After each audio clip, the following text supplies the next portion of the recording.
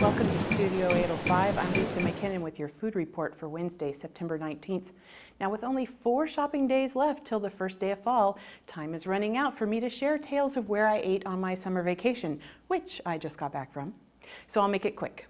The husband and I went to see the in-laws in La Crosse, Wisconsin. There, thanks to all that fine Midwestern farmland and the proximity of universities where the students are into all things green and organic, you can find lots of sustainable-minded places to eat. One of them is Hackberry's Bistro. That's on the 2nd floor of the People's Food Co-op. It's a member-owned grocery/health food store that's kind of like a Lassen's if they put a restaurant up on the top floor. Named for the hackberry tree, the bistro has a dining room that looks out towards the Mississippi, and it offers a deli counter along with sit-down service of dishes like this panini featuring melted brie and caramelized apples. Now later on the trip, we took a little day drive, over to the 19th century town of McGregor, Iowa. And there we stopped in at the Little Switzerland Inn for scoops of ice cream and slices of pie. This one was made with peaches and apricot in a sugar cookie crust, that is.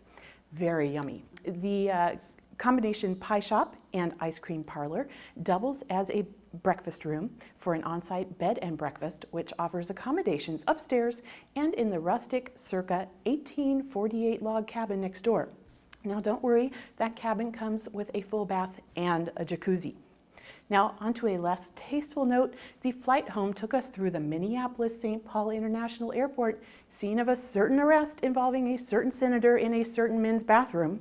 I overheard many fellow travelers asking airport employees for details on just which of the facility's many bathrooms was involved in the aforementioned situation. And wouldn't you know it, it just so happens to be the very one next to the state lottery booth, and that is indeed the very one I happened to take a picture of. What are the chances? It's just amazing.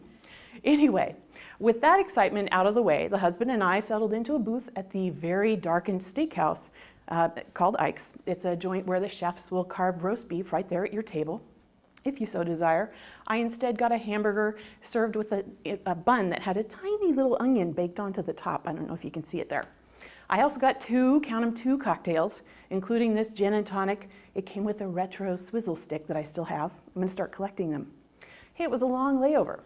Anyway, we got home to find a reminder of our trip waiting for us at the Saturday morning's farmers market in Ventura, and that was the Honeycrisp apple.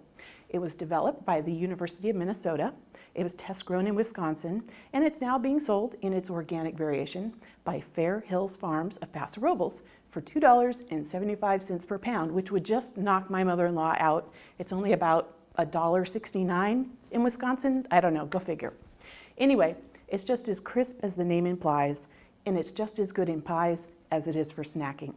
Well, that's the food report for this week. Check back next week when we'll have lots more local edibles right here in Ventura County. See you then.